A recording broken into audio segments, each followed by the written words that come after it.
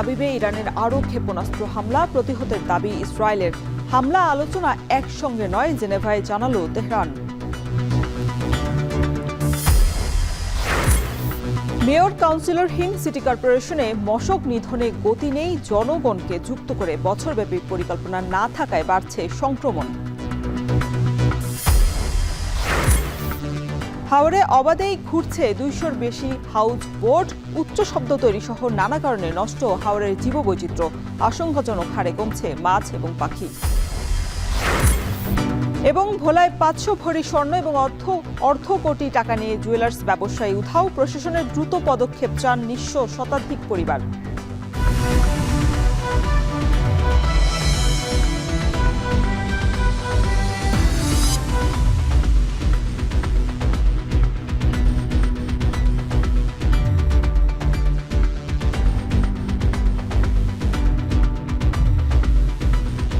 স্বাগত এখন বাজারে, সঙ্গে আছে আমি শরীফ রাউশন। শনিবার প্রথম প্রহরে মধ্য ইসরায়েলকে লক্ষ্য করে এক ঝাঁক মিসাইল হামলা চালিয়েছে ইরান। এতে তেল আবিবের একটি আবাসিক ভবনে ছড়িয়ে পড়েছে আগুন। যদিও সবকটি মিসাইল প্রতিহতের দাবি করেছে ইসরায়েল, বিপরীতে ইরানকে লক্ষ্য করে পাল্টা বিমান হামলা চালানোর দাবিও করেছে দেশটি। এর আগে শুক্রবার সংঘাতের 8ম দিনে হাইফা, তেল আবিব এবং বীরশেবা সহ কয়েকটি অঞ্চলকে লক্ষ্য করে ক্ষেপণাস্ত্র নিক্ষেপ করে ইরান। এতে গুরুতর আহত 3 জন সহ হাসপাতালে ভর্তি করা হয়েছে 17 জনকে। বিপরীতে ইরানের পশ্চিমাঞ্চলকে লক্ষ্য করে 15টি বিমানের মাধ্যমে হামলা চালানোর দাবি করেছে ইসরায়েল। পাল্টাপাল্টি হামলার মধ্যে শুক্রবার ইরানের পূর্বাঞ্চলে সেমনান প্রদেশে 5.1 মাত্রার ভূমিকম্প অনুভূত হয়, যদিও হতাহতের কোনো তথ্য পাওয়া যায়নি। এদিকে মার্কিন প্রেসিডেন্টের দাবি, মধ্যপ্রাচ্যে শান্তি স্থাপনের জন্য কিছুটা কঠোর হয়েছেন তিনি। এই জন্য ইরানকে 2 সপ্তাহ সময় দেওয়া হয়েছে। পাশাপাশি দাবি করেন ইরানের ভূগর্ভস্থ পরমাণু কেন্দ্র ধ্বংসের সক্ষমতা নেই ইসরায়েলের।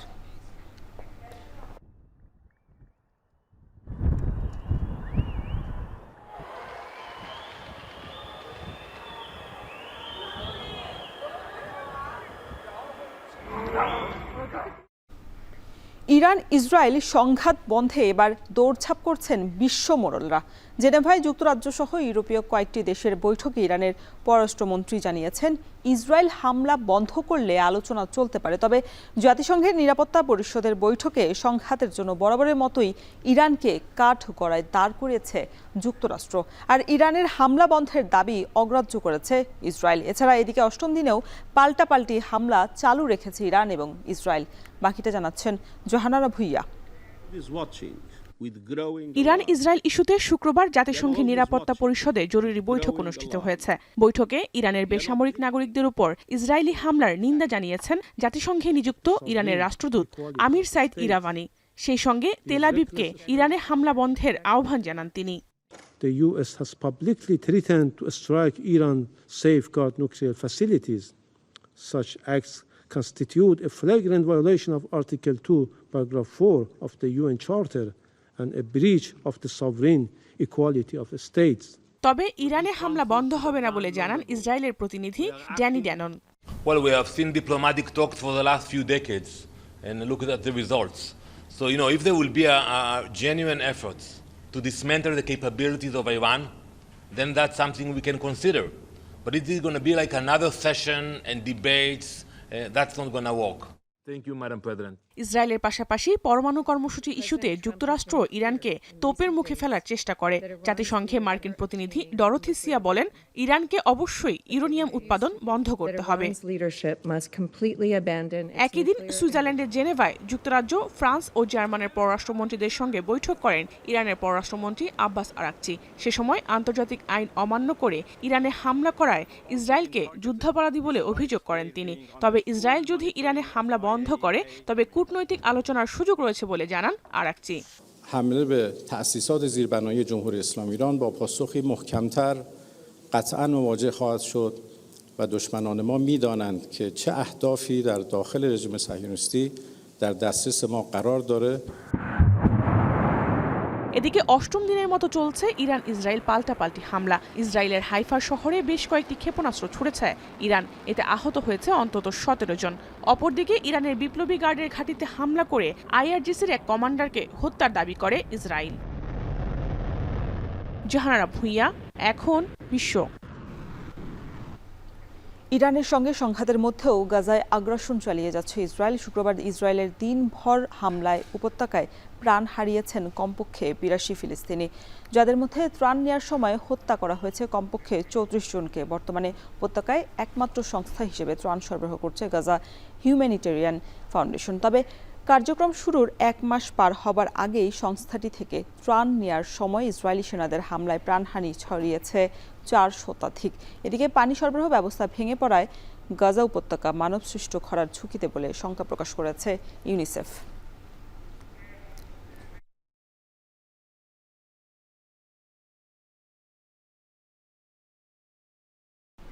এবার মৌসুমের আগেই বিপজ্জনকভাবে বাড়ছে ডেঙ্গু জ্বর। কয়েল জ্বালিয়ে কিংবা অ্যারোসল দিয়েও মিলছে না মুক্তি।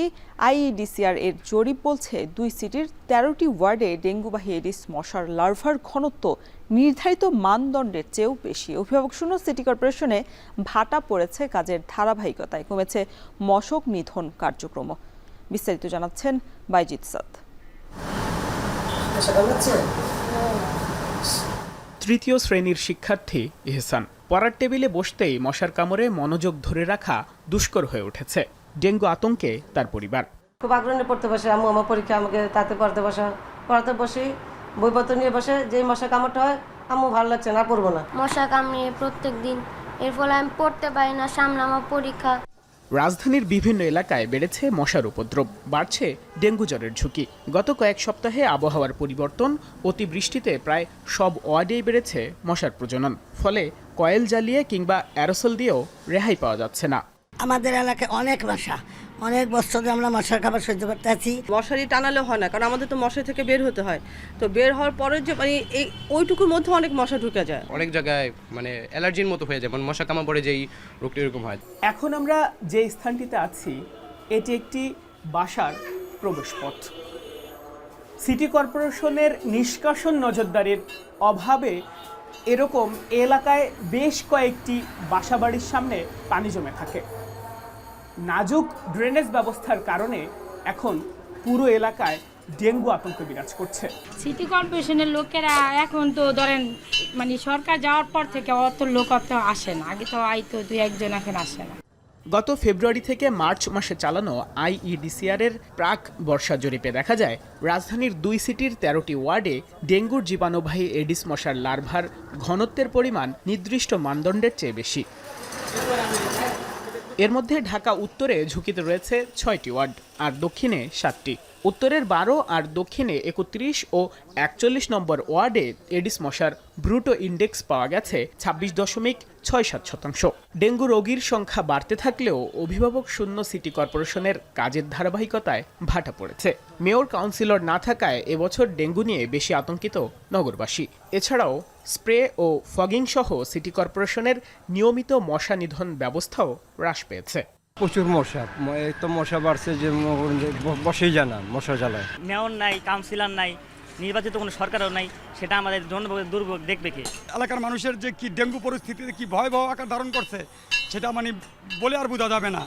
চলতি বছরের ২০ জুন পর্যন্ত মোট ডেঙ্গু আক্রান্ত হয়েছে ৭,০৭৭ জন। এর মধ্যে ৪৯.৩% পুরুষ এবং ৪০.৭% নারী রয়েছেন, আর মারা গেছেন ৩০ জন। এর মধ্যে শুধু ঢাকায় আক্রান্ত হয়েছেন ৫,২১০ জন, যা মোট আক্রান্তের প্রায় ৭০%, যার অধিকাংশই রাজধানী ও এর আশেপাশের বাসিন্দা। গত জানুয়ারি থেকে জুনের মাঝামাঝি পর্যন্ত রাজধানীর মুগদা হাসপাতালে চিকিৎসা নিয়েছেন ১,৩৪০ জন ডেঙ্গু রোগী। সমাজকর্মীরা বলছেন প্রয়োজনের চেয়ে মশা নিয়ন্ত্রণ কার্যক্রম নগণ্য। দক্ষিণ সিটিতে এডিস দমনে নেই কার্যকর তৎপরতা। যখন যে রাষ্ট্রের বিভিন্ন জায়গায় বসে থাকে এইসব দায়িত্বগুলায়, তারা এই অঞ্চলের মতো যে অঞ্চলগুলো আছে সেই অঞ্চলের মানুষ মনে করে না। আমরা স্পেশাল মনে বাদলাম যে সাধারণ যে রুটিন কাজ সেই কাজটা পর্যন্ত হয় না। শুধু হয় না, আমরা অনেক চেঁচামেচি করার পরেও হয় না। যারা বিভিন্ন জায়গায় চেয়ারে বসে আছে আমাদের টাকায় চলছে, অথচ আমাদের মানুষ মনে করছে না। এটা হচ্ছে মূল সমস্যা। প্রতি বছর বিভিন্ন জরিপে রাজধানীর নির্ধারিত কিছু ওয়ার্ডকে ডেঙ্গু ঝুঁকিপূর্ণ ঘোষণা করা হয়। এসব স্থানে মশা বা লার্ভা কেন বেশি পাওয়া যাচ্ছে তা মৌসুম শুরুর আগেই শনাক্ত করলেও সিটি কর্পোরেশন ও স্বাস্থ্য অধিদপ্তরের সমন্বয়ে জনগণকে সম্পৃক্ত করে বছরব্যাপী নেওয়া হয় না কোনো পরিকল্পনা।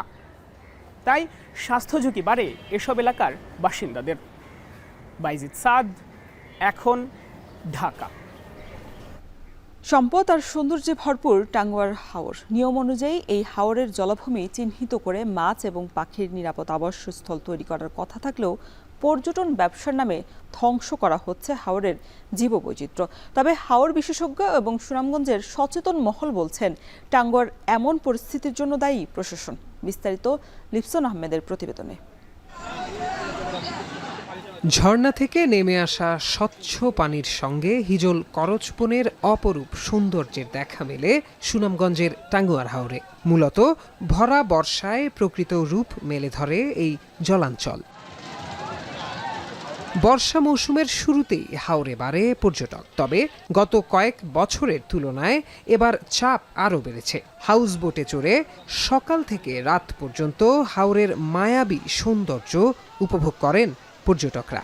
এরকম একটা সুন্দর জায়গা আমার মনে বাংলাদেশের কোথাও আছে কিনা আমার মনে হয় না। ভালো লাগতেছে এদিকে এসে সুইমিং করতেছি ফ্রেন্ডের ফ্যামিলির সাথে। ওভারঅল পরিবেশটা খুবই সুন্দর আর কি, ন্যাচারাল একটা পরিবেশ, অনেক ভালো লাগতেছে, অনেক মজা লাগতেছে। তবে জেলার পর্যটন ব্যবসা চাঙা হলেও টাঙ্গুয়ার হাওরের জীববৈচিত্র্য পড়েছে হুমকির মুখে। হাওরে অবাধে ঘুরছে 200-রও বেশি হাউসবোট, উচ্চ শব্দে চলছে জেনারেটর, গান বাজনা। চারপাশে পলিথিনের মতো প্রকৃতির জন্য ক্ষতিকারক নানা বস্তু। এক সময়ের টাঙ্গুয়ার হাওরে যে পাখি কিংবা মাছ দেখা যেত, এখন তার ছিটে ফোঁটাও নেই। জীববৈচিত্র্য সমৃদ্ধ জলাভূমি হিসেবে ঘোষিত টাঙ্গুয়ার হাওর নজরদারির অভাবে ধ্বংসের দ্বার প্রান্তে। অভিযোগ স্থানীয়দের। বাপ দাদার মুখে শুনতাম, তারা যদি হাওরে দিয়া নৌকা হাতে বাইরে যেত, মাছ লাফ দেওয়া নৌকার মাঝে উঠত। এখন প্রায় এসব অনেক প্রজাতির মাছ পাখি বিলুপ্তির পথে। শাসনের একটা সিস্টেম ছিল, বুঝছেন, তখন পাখি এবং মাছ এগুলা খুব বেশি পরিমাণে উৎপাদন হইত, কিন্তু এখন শাসন না থাকার কারণে পাখিও নাই, মাছও নাই। উচ্চ স্বরে যে সাউন্ড বক্স তারা বাজায়, এটা আসলে এই এলাকার মানুষের এটা অনেক ক্ষতি হচ্ছে, প্লাস পরিবেশে টাঙ্গুয়ার পরিবেশেরও ক্ষতি হয়। বাচ্চা কাচ্চা লেখাপড়ার ঝামেলা হইতেছে, হার্টের রুগী থাকলে তার সমস্যা হইতেছে।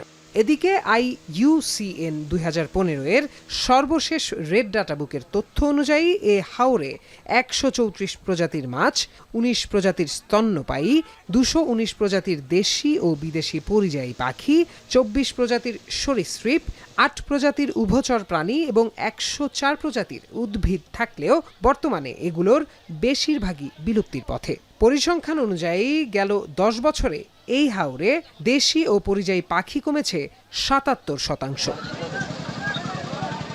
উপজেলা প্রশাসনের কর্মকর্তা জানালেন, টাঙ্গুয়ার হাওরকে বাঁচিয়ে রাখতে পর্যটন নীতিমালায় বেশ কিছু পরিবর্তনের চেষ্টা করা হচ্ছে।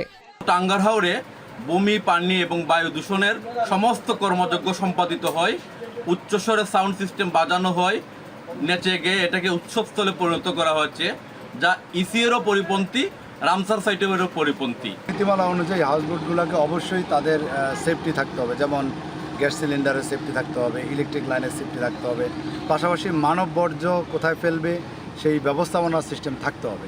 কিন্তু দেখা যাচ্ছে যে এখনও এই সিস্টেম গড়ে ওঠেনি। আমরা গত কিছুদিন আগে জেলা প্রশাসক স্যারের নেতৃত্বে একটি সভা হয়েছিল, সেই সভায় তাদেরকে বলা হয়েছে যে হিউম্যান ওয়েস্ট ডাম্পিং একটি স্টেশন গড়ে তোলার জন্য।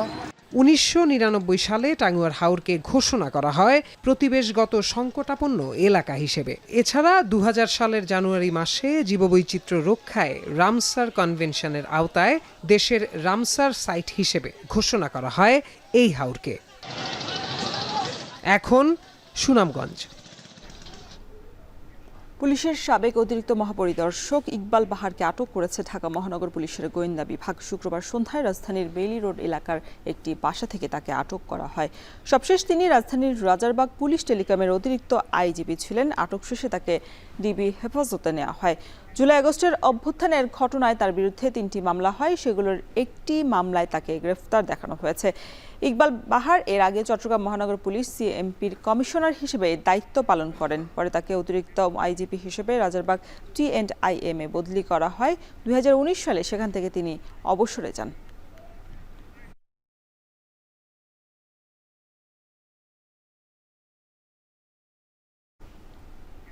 বিএনপির ভারপ্রাপ্ত চেয়ারম্যান তারেক রহমান শিগগিরই দেশে ফিরবেন। তার দেশে আসা নিয়ে প্রস্তুতিও নিচ্ছে বিএনপি, এমনটাই জানিয়েছেন বিএনপির নেতা আমির খসরু মাহমুদ চৌধুরী। এদিকে পাবনায় আলাদা অনুষ্ঠানে দলের সিনিয়র যুগ্ম মহাসচিব অ্যাডভোকেট রুহুল কবির রিজভী বলেছেন, পলাতক আওয়ামী লীগকে পুনর্বাসনে নানাভাবে ষড়যন্ত্র করছে ভারতীয় নীতি নির্ধারকরা। অন্যদিকে ঠাকুরগাঁওয়ে বিএনপি মহাসচিব মির্জা ফখরুল জানান, সুযোগ এসেছে নতুন দেশ করার, সেক্ষেত্রে সবাইকে ঐক্যবদ্ধ থাকতে হবে। বিস্তারিত জানাচ্ছেন শাহাদাত অভ্র।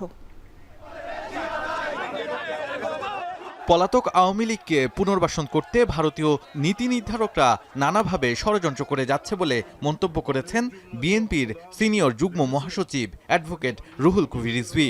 শুক্রবার দুপুরে পাবনার চাটমোহরে বিএনপি কর্মী তাহের ঠাকুরকে দেখতে গিয়ে এই মন্তব্য করেন তিনি। বলেন, লন্ডনের ডক্টর মোহাম্মদ ইউনূস তারেক রহমানের বৈঠকের পর টার্গেট করে পার্শ্ববর্তী দেশ ষড়যন্ত্র শুরু করেছে।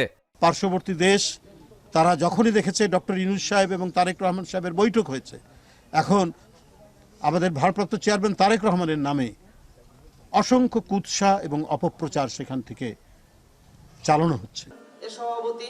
শুক্রবার বিকেলে জগন্নাথ বিশ্ববিদ্যালয় সাংবাদিক সমিতি আয়োজিত গণতন্ত্র পুনরুদ্ধারে গণমাধ্যম ও রাজনৈতিক নেতৃত্বের ভূমিকা বিষয়ক আলোচনায় বিএনপি যুগ্ম মহাসচিব শহীদউদ্দিন চৌধুরী অ্যানি বলেন, আগামীতে ফ্যাসিবাদ বিরোধী সব শক্তিকে সঙ্গে নিয়ে জাতীয় ঐক্যমত সরকার গঠন করা হবে।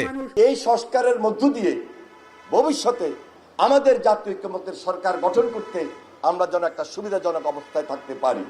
সন্ধ্যায় রাজধানীর গণফোরামের প্রয়াত সভাপতি মোস্তফা মহসিন মন্টুর মিলাদ মাহফিলে অংশগ্রহণ করে আমির খসরু মাহমুদ চৌধুরী বলেন, তারেক রহমান খুব শীঘ্রই দেশে ফিরবেন। বিএনপি সহ দেশের সকল মানুষ উন্মুখ হয়ে আছে তারেক রহমানের। নির্বাচনের কর্মকাণ্ড যাতে সুষ্ঠুভাবে হয়, যাতে অতিরিক্ত ব্যয় না হয়, যাতে যতক্ষণের অংশগ্রহণ থাকতে পারে, এগুলোর জন্য যা যা প্রয়োজন আগামী দিনে আমি নিশ্চিত রাজনৈতিক দলগুলোর সাথে আলাপ আলোচনার মাধ্যমে এই সিদ্ধান্তগুলো নেওয়া হবে। দ্রুত দেশে আসবেন এবং ওনার প্রস্তুতি চলছে দেশে আসার।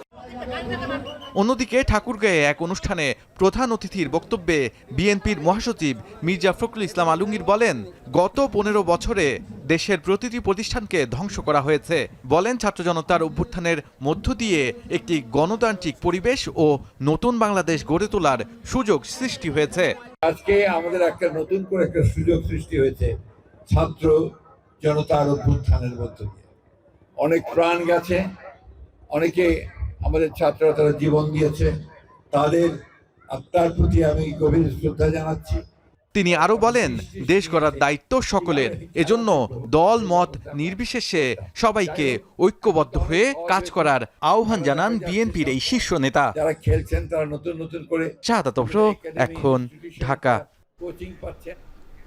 দলীয় সাধারণ সভায় এনসিপির খসড়া গঠনতন্ত্র অনুমোদন হয়েছে। সে অনুযায়ী নির্বাচন কমিশনে নিবন্ধনের জন্য দলটি আবেদন করবে বলে জানিয়েছে 22 জুন। সন্ধ্যায় বাংলা মোটরে এক সংবাদ সম্মেলনে দলের সদস্য সচিব আক্তার হোসেন কথা জানান। বলেন, 24 জুলাই অভ্যুত্থানকে কার্যকর রূপ দিতেই জাতীয় নাগরিক কমিটি গঠন করা হয়েছে। বিস্তারিত প্রতিবেদনে।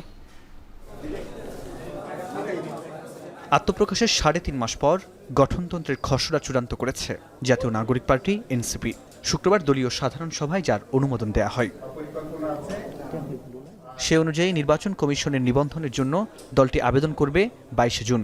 সাধারণ সভা শেষে এক জরুরি সংবাদ সম্মেলনে একথা জানান এনসিপির উত্তরাঞ্চলের মুখ্য সংগঠক সার্জিস আলম। নির্বাচন কমিশনের কাছে আমাদের প্রয়োজনীয় নিবন্ধনের জন্য যেই শর্তগুলো একটা রাজনৈতিক দল হিসেবে পূরণ করা প্রয়োজন, আমরা সেগুলো পূরণ করেই সেখানে যাব। আমরা আগামী রবিবার নির্ধারিত সময়ের পূর্বেই সেখানে যাব। এ সময় নির্বাচন কমিশনের নিরপেক্ষতা নিয়েও প্রশ্ন তোলেন সার্জিস আলম। ইলেকশন কমিশনের বিভিন্ন সিদ্ধান্ত এবং ইলেকশন কমিশনের বিভিন্ন আচরণকে, তাদের সিদ্ধান্ত এবং আচরণগুলোই তাদের নিরপেক্ষতা সম্পর্কে প্রশ্ন তুলতে আমাদেরকে বাধ্য করেছে। আর আক্তার হোসেন বলেন, এনসিপির গঠনতন্ত্র অনুযায়ী একজন ব্যক্তি সর্বোচ্চ 2 বার সভাপতি ও সাধারণ সম্পাদক পদে থাকতে পারবেন। তাদের নির্বাচন হবে জাতীয় কাউন্সিলের সরাসরি ভোটে। কেন্দ্রীয় কমিটির সভাপতি এবং সাধারণ সম্পাদক সারা দেশের কাউন্সিলরদের ভোটে, ন্যাশনাল কাউন্সিলের ভোটে তারা নির্বাচিত হবেন এবং কোনো ব্যক্তি তার জীবদ্দশায় 2 বারের বেশি সাধারণ সম্পাদক বা 2 বারের বেশি সভাপতি থাকতে পারবেন না। সম্প্রতি এনসিপির নারী নেত্রীদের নিয়ে বিভিন্ন গণমাধ্যম কুরুচিপূর্ণ মন্তব্য করেছে বলে অভিযোগ করেছেন এনসিপির সদস্য সচিব আক্তার হোসেন। তিনি বলেন, এর বিরুদ্ধে দলীয়ভাবে ব্যবস্থা নেওয়া হবে। যেসব মিডিয়া দায়িত্বজ্ঞানহীনভাবে নারী নেতৃত্বের ব্যাপারে, নারীদের ব্যাপারে অত্যন্ত কুরুচিপূর্ণ সংবাদ প্রকাশ করেছে, তাদের ব্যাপারে এবং সেই সব মিডিয়ার বিষয়ে জাতীয় নাগরিক পার্টি প্রেস কাউন্সিলে অভিযোগ দায়ের করবে। সংবাদ সম্মেলনে এনসিপির এই নেতারা আরও জানান, এনসিপি এমন একটি গঠনতন্ত্র প্রস্তাব করেছে যা দেশের রাজনীতিতে অভ্যন্তরীণ গণতন্ত্র চর্চার ক্ষেত্রে আদর্শ হয়ে থাকবে। ন্যাশনাল কাউন্সিলের ভোটে গঠিত হবে 15 সদস্যের রাজনৈতিক পরিষদ, যেখানে অন্তত 3 থেকে 4 জন নারী সদস্য থাকবেন বলে জানান এনসিপির নেতারা। ফরহাদ বিন নূর, এখন, ঢাকা। ভোলার ইলিশা বাজারে স্বর্ণালংকারের ব্যবসার আড়ালে শতাধিক গ্রাহকের 500 ভরি স্বর্ণ আত্মসাতের অভিযোগ উঠেছে। 500 ভরি স্বর্ণ এবং 50 লাখেরও বেশি টাকা নিয়ে ওই জুয়েলার্স ব্যবসায়ী উধাও হয়েছেন বলে অভিযোগ ভুক্তভোগীদের। এতে নিঃস্ব হয়ে পড়েছেন শতাধিক পরিবার। অঙ্কুর রায়ের ছবিতে বিস্তারিত দেখুন ইমতিয়াজুর রহমানের প্রতিবেদনে। ভোলার ইলিশা ইউনিয়নের নাজমা বেগম মেয়ের বিয়ের গহনা বানাতে স্থানীয় সুইটি জুয়েলার্সে জমা রেখেছিলেন প্রায় 4 ভরি স্বর্ণ। তবে গেল 25 মে থেকে উধাও দোকান মালিক সোহাগ বালা। সব হারিয়ে হাতে কাগজ নিয়ে দোকানের সামনে এই বৃদ্ধার অবস্থান। শুধু নাজমা বেগমই নয়, এই ব্যবসায়ীর সাথে লেনদেন করে নিঃস্ব হয়েছেন ইউনিয়নের অনেকে। ভুক্তভোগীদের দাবি, শতাধিক মানুষের প্রায় 500 ভরি স্বর্ণ ও নগদ 50 লাখ টাকা নিয়ে পলাতক সোহাগবালা। এ ঘটনায় ভুক্তভোগীরা মানববন্ধন সহ একাধিক কর্মসূচি করলেও মেলেনি কোনো সমাধান। বিশ্বাসকে পুঁজি করে ও যে আমাদের সাথে প্রতারণা করবে, এটা আসলে আমরা এটা জানতাম না। আমার এই জিনিসের টাকা হোক, জিনিস হোক, আমি চাই। আসানি জিনিস তুই 15,000 টাকা নিছি। আমাকে দ্বারা অনুরোধ, আমার মরা মায়ের চিহ্নটা আমি যেন ফিরে পাই। আমি 25,000 টাকা নিছি, 25,000 টাকা দিয়ে গেছি, 5,000 টাকা ব্যবসা হয়েছে, নিতাম পারি নাই। আমার জিনিসও গেল, টাকাও গেল, আমার স্বামী আমার ঘর উঠতে দেয় না। আমরা যারা ভুক্তভোগী আছি তারা যেন আমরা এই সোহাগবালার গ্রেপ্তার চাই। দ্রুত ওই স্বর্ণ ব্যবসায়ীকে গ্রেপ্তার করে ভুক্তভোগীদের স্বর্ণ ও টাকা ফিরিয়ে দেওয়ার দাবি জানায় জেলা জুয়েলার্স মালিক সমিতি। আমরা প্রশাসনের কাছে অনুরোধ করব, তাদের যে টেকনোলজি আছে এর মাধ্যমে যেভাবে হোক তাকে যেন ধরে এনে আইনের মুখোমুখি করা হয়। শীঘ্রই অভিযুক্ত স্বর্ণ ব্যবসায়ীকে আইনের আওতায় আনার আশ্বাস পুলিশের। কেউ যদি আমাদের কাছে সুনির্দিষ্ট অভিযোগ করে, আমরা তদন্ত সাপেক্ষে আইনানুগ ব্যবস্থা গ্রহণ করব। লেনদেনের ক্ষেত্রে অবশ্যই লিখিত রাখবেন এবং সুনির্দিষ্ট এবং যেটা নির্ভরযোগ্য প্রতিষ্ঠান, এরকম প্রতিষ্ঠানের সাথে লেনদেন করবেন। শেষ সম্বল হারিয়ে দুশ্চিন্তায় ক্ষতিগ্রস্ত পরিবারগুলো। আইন শৃঙ্খলা বাহিনীর দ্রুত পদক্ষেপ এবং প্রতারক ব্যবসায়ীর বিচারই এখন এলাকাবাসীর একমাত্র দাবি। ইমতিয়াজুর রহমান, এখন, ভোলা। ভোলার মেঘনা তেঁতুলিয়া নদীতে মিলছে না আশানুরূপ ইলিশ। নদী পাড়ের ঘাটে কমেছে ইলিশ সহ অন্যান্য মাছের সরবরাহ, যার প্রভাবে চাষের মাছ 20 থেকে 30 টাকা বাড়তি দামে বিক্রি হচ্ছে। বিষয়ে বিস্তারিত জানাতে আমাদের সাথে মেঘনার পাড়ের তুলাতুলি মাছঘাট থেকে যুক্ত আছেন সহকর্মী ইমতিয়াজুর রহমান। ইমতিয়াজ, জানাবেন যে মাছ বাজারে ক্রেতাদের উপস্থিতি কেমন দেখছেন, আর ইলিশ মাছ ছাড়া অন্যান্য মাছের সরবরাহ কেমন?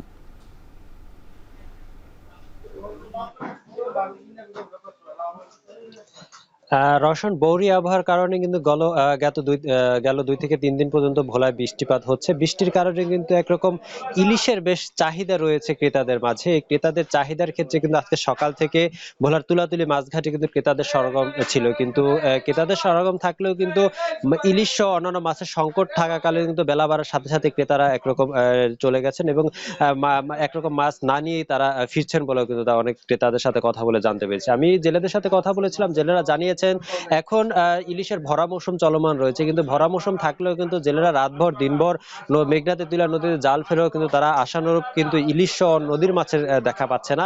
এতে করে তারা একরকম হতাশ রয়েছে। এই যখনই নদীর মাছের সংকট, ইলিশের সংকট রয়েছে, তখন এর দামে কিন্তু একটু প্রভাব পড়েছে। বিশেষ করে 1 কেজি ওজন, এক সপ্তাহখানেক আগেও যে ইলিশ মাছ বিক্রি হতো 2200 থেকে 2300 টাকা কেজি দরে, সেই ইলিশ মাছ কিন্তু এখন 2600 থেকে 2700 টাকা কেজি, কোনো কোনো ক্ষেত্রে 3000 টাকা পর্যন্ত কেজিও কিন্তু এই ঘাটগুলোতে বিক্রি হতে কিন্তু আমরা দেখেছি। এছাড়াও যে 700 থেকে 800 গ্রামের যে ইলিশ মাছ রয়েছে তাও কিন্তু কেজি প্রতি 200 থেকে 300 টাকা পর্যন্ত বৃদ্ধি পেয়েছে বলে আমরা দেখেছি। এই যখনই ইলিশের সংকট রয়েছে তখন কিন্তু নদীর মাছেরও একরকম সংকট, পাশাপাশি এর প্রভাব কিন্তু চাষের মাছের উপরে পড়েছে। বিশেষ করে যে দূর দূরান্ত থেকে যে সকল চাষের মাছ আমদানি করে জেলেরা ব্যবসায়ীরা ভোলার বাজারে সরবরাহ করে থাকে, সেক্ষেত্রে কিন্তু কেজি প্রতি 30 থেকে 40 টাকা, কোনো কোনো ক্ষেত্রে 50 টাকা বৃদ্ধিতেও বিক্রি করার চিত্র কিন্তু আমরা দেখেছি। বিশেষ করে ভোলার যে খুচরা বাজারগুলো রয়েছে সেখানে নদীর মাছের সংকট থাকার গুলো চাষের মাছের উপরে একরকম ভোলার ক্রেতারা কিন্তু নির্ভর করে আসছে। সেক্ষেত্রে তেলাপিয়া, পাঙ্গাস, রুই, কাতল, মৃগেল প্রতিটি মাছেরই দাম কিন্তু ঊর্ধ্বমুখী বলেও কিন্তু সাধারণ ক্রেতারা জানিয়েছে। আর আমি জেলা মৎস্য কর্মকর্তার সাথে কথা বলেছিলাম, তিনি জানিয়েছেন যে নদীতে নতুন পানি প্রবেশ করেছে, বৃষ্টিপাত হচ্ছে।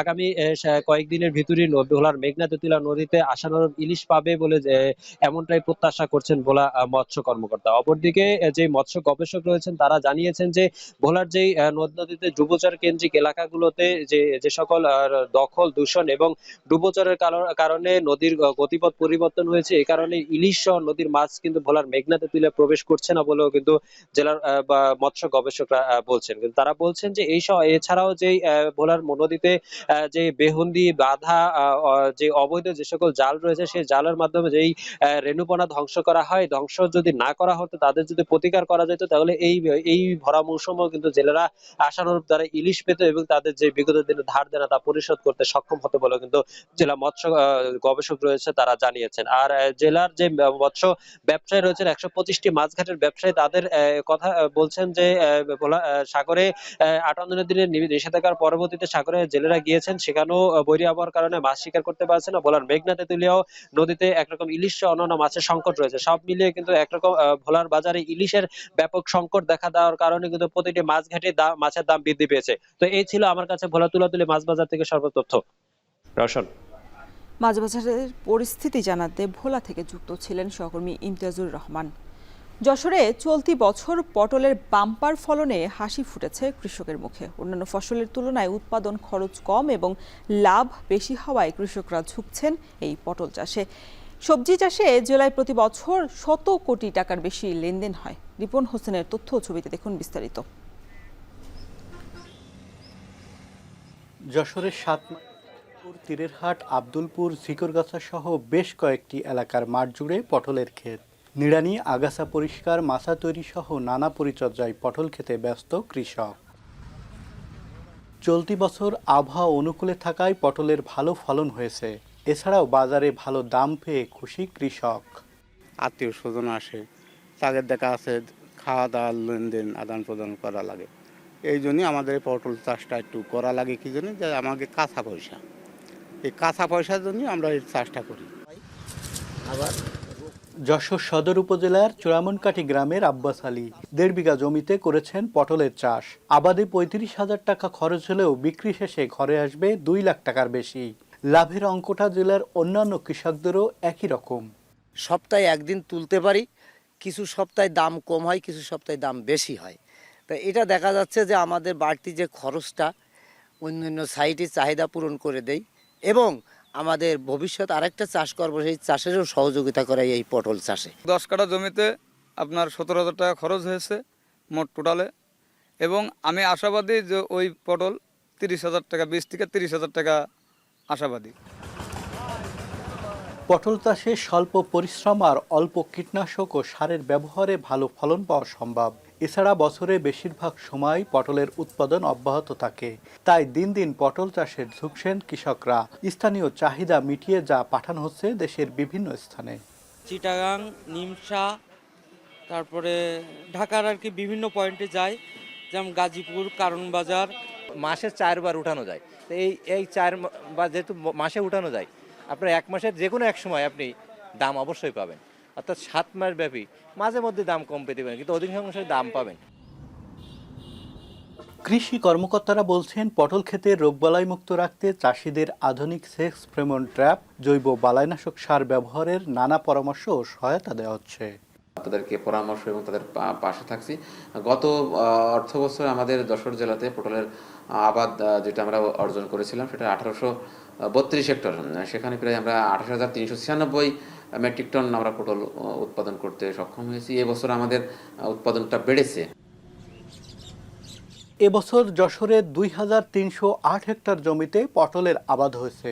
উৎপাদন লক্ষ্য 36,928 মেট্রিক টন পটল, গড়ে 30 টাকায়, যার আনুমানিক বাজার মূল্য 110,78,40,000 টাকা।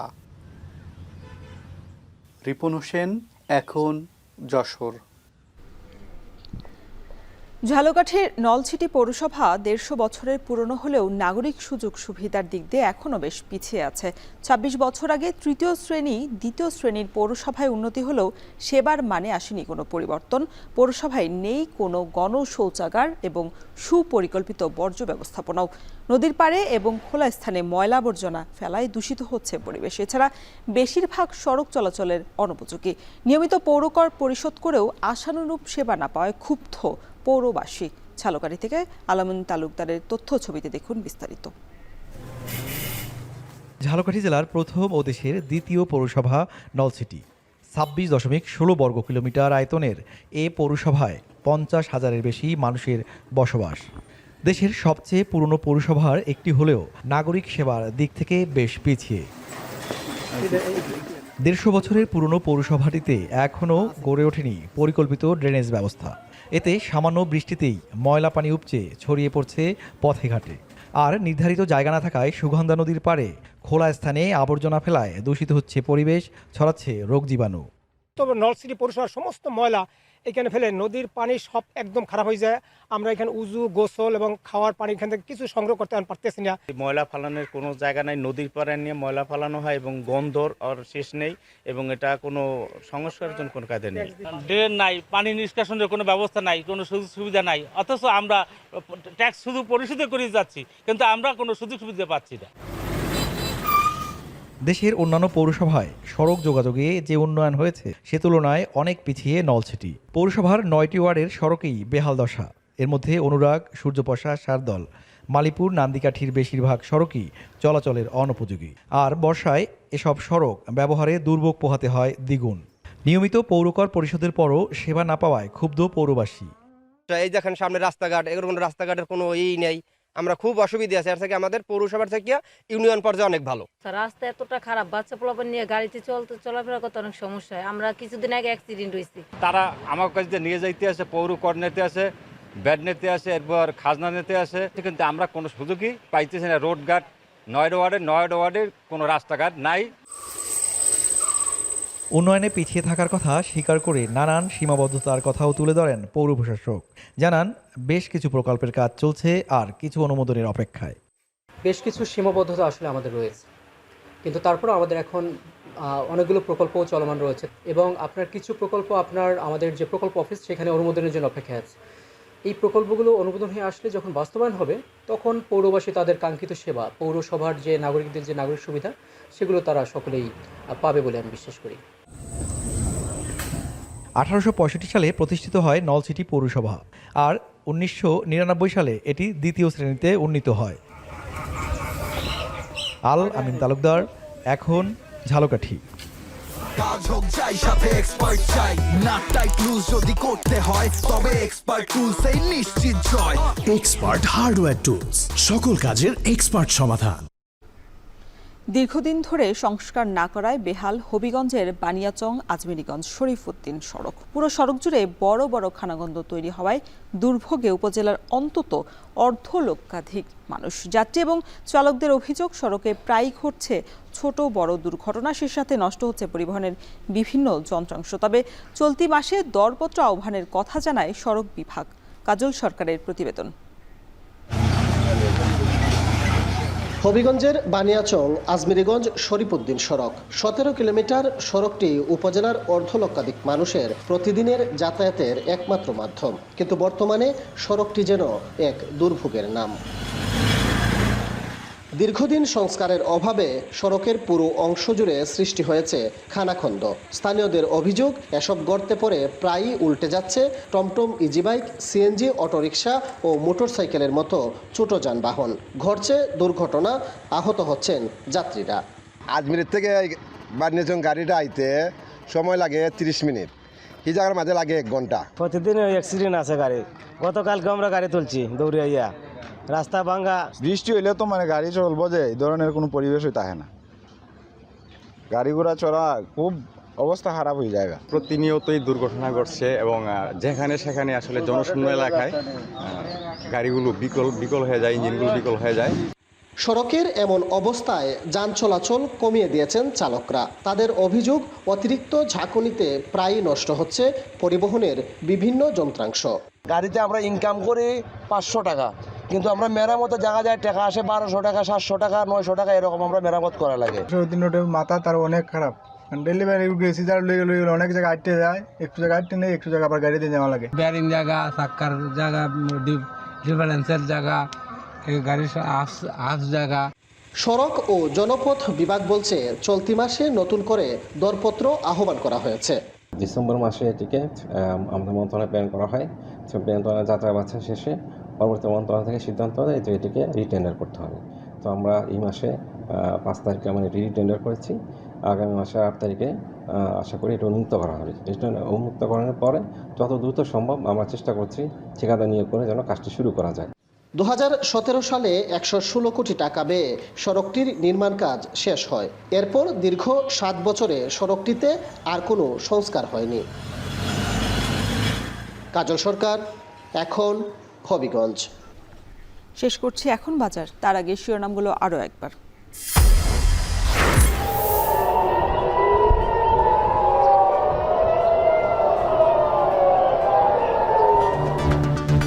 তেল আবিবে ইরানের আরও ক্ষেপণাস্ত্র হামলা, প্রতিহতের দাবি ইসরায়েলের। হামলা আলোচনা একসঙ্গে নয়, জেনেভায় জানালো তেহরান।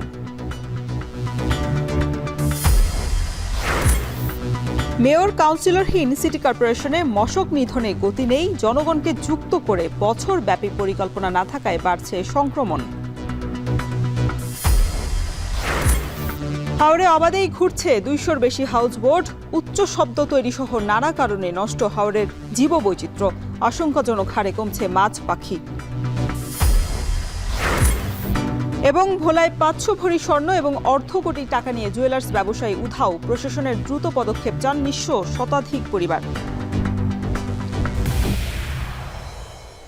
এই ছিল এখন বাজারের আয়োজনে। এখন টেলিভিশন ওয়েবসাইটে দেখতে ভিজিট করুন www.ekon.tv, এছাড়া ফেসবুকে দেখতে ভিজিট করুন facebook.com/tv.ekon এবং ইউটিউবে সরাসরি যুক্ত থাকতে ভিজিট করুন youtube.com/c/ekontv।